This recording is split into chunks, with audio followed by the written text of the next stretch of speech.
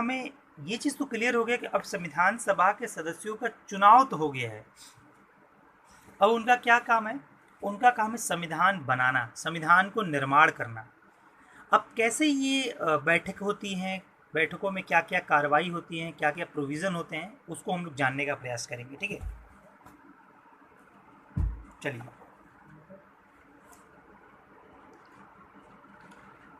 हम लोग समझेंगे संविधान सभा की कार्य प्रणाली। ठीक है, संविधान सभा की कार्य प्रणाली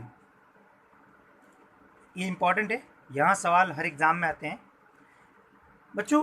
चूँकि 200 साल की गुलामी थी और देश आज़ाद होने के राह पे था, और एक सबसे ख़ास बात थी कि ये सपना हर भारतीय का था। किसी एक व्यक्ति की सपना नहीं थी कि भारत देश आज़ाद हो और भारत का अपना कॉन्स्टिट्यूशन हो। एपीजे अब्दुल कलाम कहते हैं कि जिस प्रकार देश को आज़ाद कराने के लिए हर व्यक्ति की एक संकल्पना था, एक कल्पना था, या एक कह लीजिए, आप कल्पना तो नहीं कहेंगे, सॉरी, एक संकल्प था या एक इरादा था ईमानदारी के साथ, उसी प्रकार अगर देश से भ्रष्टाचार ख़त्म करना हो तो ये इरादा भी सभी के अंदर होनी चाहिए। वरना भ्रष्टाचार इतनी जल्दी से ख़त्म होने वाला नहीं है, हमारे देश से नहीं बल्कि पूरे विश्व के सभी देशों में कमो या बेस ये है। ठीक है, बट भ्रष्टाचार एक देश के अंदर जिस प्रकार एक मनुष्य के अंदर, एक इंसान के अंदर बीमारी होता है, उसी प्रकार एक देश के अंदर अगर देश के नागरिक भ्रष्टाचारी हो जाएं तो ये उस देश को एक बीमारी समझिए हो गई है। ठीक है, जिससे कि वो कभी उबर नहीं पाएगा, देश विकसित नहीं हो पाएगा। ठीक है, तो भ्रष्टाचार बहुत ज़रूरी है ख़त्म करना। खैर, बढ़ते हम लोग आगे। तो 200 साल के बाद भारत के लोगों के मध्य एक उम्मीद की किरण आई थी संविधान सभा लेकर के। ठीक है, संविधान सभा के जो सदस्य थे वो काफ़ी एक्साइटेड थे। बैक टू बैक एक एक दिन गैप करके 9 दिसंबर 1946, 11 दिसंबर 1946 और 13 दिसंबर 1946 को 3 दिन एक एक दिन गैप करके लगातार बैठक करते हैं।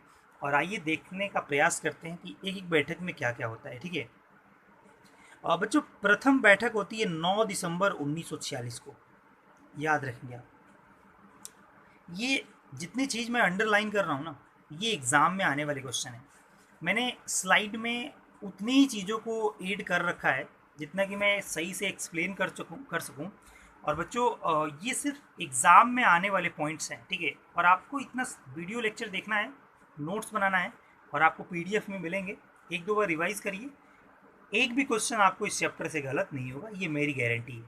ठीक है, हालांकि चैप्टर कंप्लीट करने के बाद हम लोग ऑब्जेक्टिव टेस्ट भी लेकर आएंगे अपने इस चैनल पे, तो आपको कहीं जाने की, भटकने की ज़रूरत नहीं है।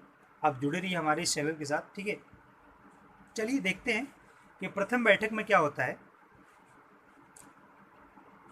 बच्चों, प्रथम बैठक में 211 सदस्य भाग लेते हैं। अब एक समझने वाली बात है कि सर 296 सदस्यों का चुनाव हुआ था, प्लस 93 देसी रियासत से थे। टोटल हमारे सदस्य 389 थे, 389 थे। तो फिर हुआ इनका क्या? समझने वाली बात है, इनका हुआ क्या बेसिकली। तो आइए मैं आपको समझाने का प्रयास करता हूँ। देखिए, 211 इसलिए पहली बैठक में भाग लेते हैं क्योंकि मुस्लिम लीग पहली बैठक का ही बहिष्कार करने लगता है। अर्थात जो क्रिप्स मिशन के टाइम 2 स्वायत्त संविधान सभा का डिमांड किया था, वो पहली बैठक में ही करने लगते हैं, जिससे कि सारे सदस्य, अर्थात जो मुस्लिम लीग में 73 सदस्य थे वो नहीं आ पाते हैं और कुछ और सदस्य शामिल नहीं हो पाते हैं। हालांकि पहली बैठक संपन्न होती है जिसके अस्थायी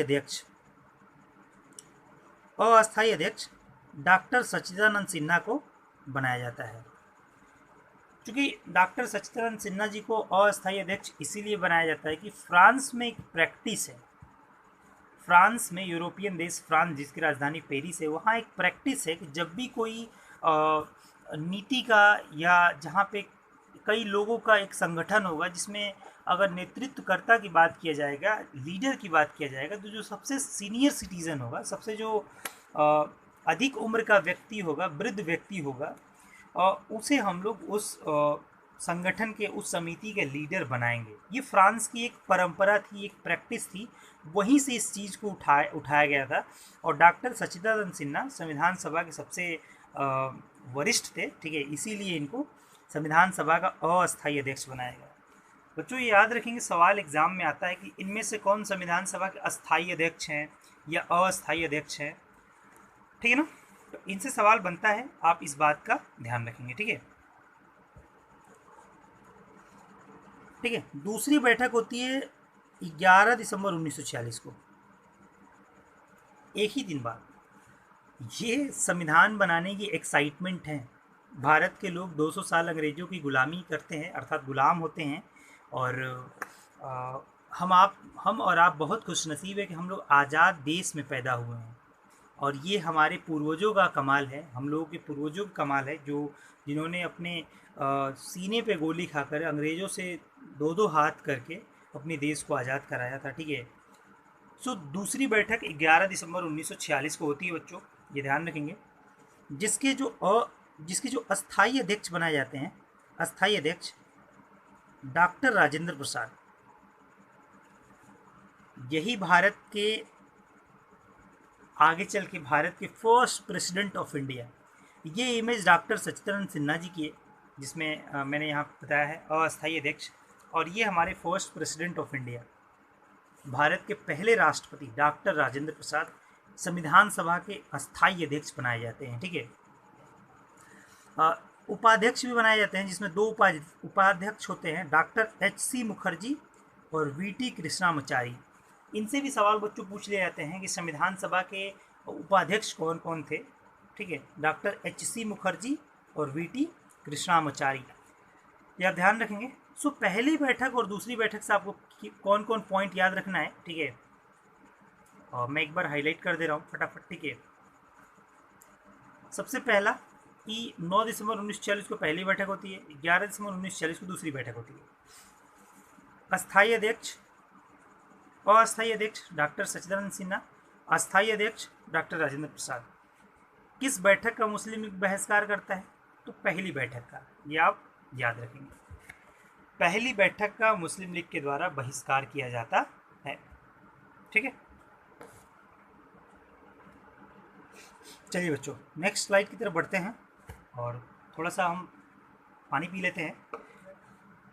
इसके बाद हम लोग देखेंगे तीसरी बैठक के बारे में। तीसरी बैठक एक दिन बाद ही होती है।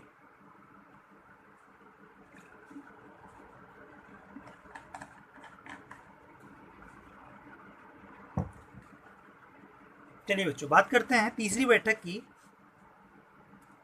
तीसरी बैठक होती है बेसिकली 13 दिसंबर 1946 को। तीसरी बैठक 13 दिसंबर 1946, याद रखेंगे। 13 दिसंबर 1946 को तीसरी बैठक होती है। पहली बैठक 9 दिसंबर को, 9 दिसंबर, दूसरी बैठक 11 दिसंबर और तीसरी 13। याद रखेंगे, ये बैक टू बैक एक एक दिन गैप देकर के 3 बैठक होती है। तीसरी बैठक में क्या होता है, आइए ये समझने का प्रयास करते हैं।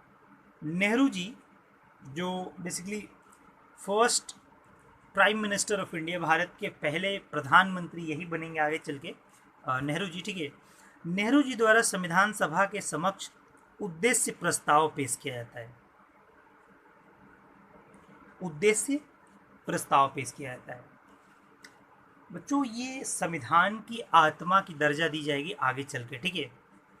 उद्देश्य प्रस्ताव को आगे चल के कहा गया प्रस्तावना, अर्थात प्रियम्बल।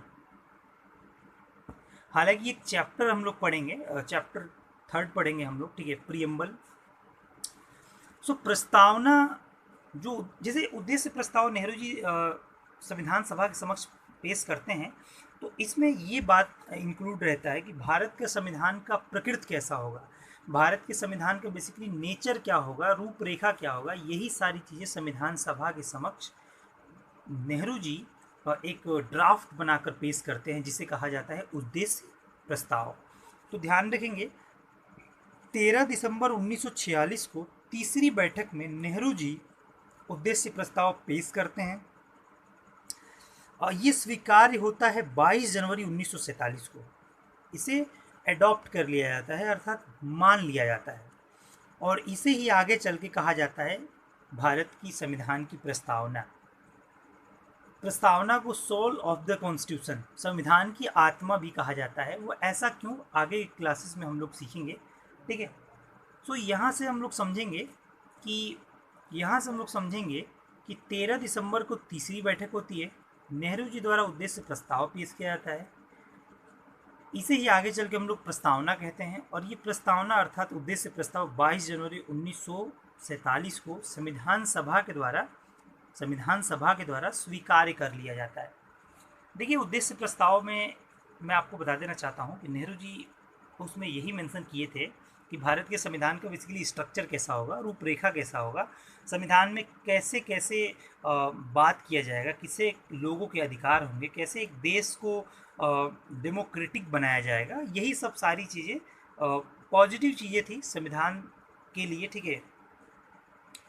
तो आप ध्यान रखेंगे, सबसे ज़्यादा सवाल यही बनता है कि उद्देश्य प्रस्ताव करने वाले इनमें से कौन से व्यक्ति हैं। तो उसमें राष्ट्रपति जी का नाम रहता है, अर्थात राजेंद्र प्रसाद जी का, या अंबेडकर साहब का नाम रहता है। तो बहुत बच्चे ये सोचते हैं कि भारत के संविधान बनाने में अंबेडकर साहब का बहुत ज़्यादा रोल है, तो शायद वही होंगे। तो ऐसा नहीं है। उद्देश्य प्रस्ताव संसद के संविधान सभा के समक्ष नेहरू जी पेश करते हैं। और एक इंटरेस्टिंग फैक्ट्स आपको बता देना चाहता हूँ बच्चों, जब निर्वाचन हुआ था संविधान सभा के सदस्यों का, तो अंबेडकर साहब शायद पश्चिम बंगाल से लड़े थे और वहाँ से वो हार गए थे। तो ये भारत के लिए दुर्भाग्य ही होता कि वो संविधान सभा के अंदर एज ए मेंबर अगर नहीं होते, तो भारत के संविधान का स्ट्रक्चर कैसा होता है ये कल्पना करना भी ठीक नहीं है, ठीक है।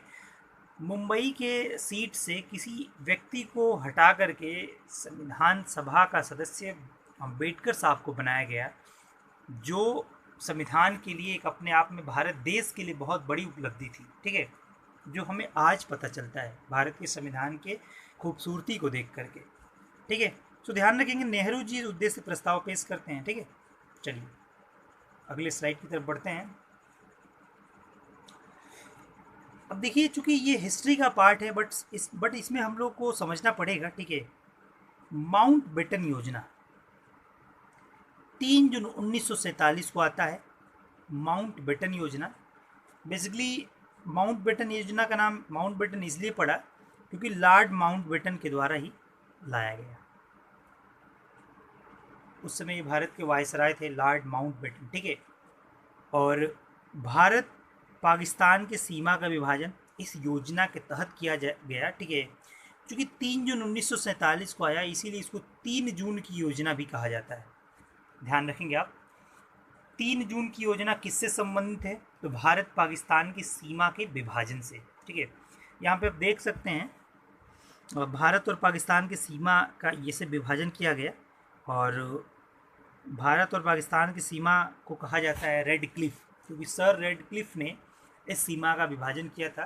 तो आप याद रखेंगे, हिस्ट्री के पार्ट्स में ये सब हम लोग कंप्लीट करेंगे, पढ़ेंगे, ठीक है, या ज्योग्राफी में, ठीक है, कि भारत और पाकिस्तान की सीमा को कहा किया जाता है तो रेड क्लिफ कहा जाता है, जिसे सर रेड क्लिफ ने निर्धारित किया था, इसीलिए इस सीमा का नाम रेड क्लिफ है, ठीक है।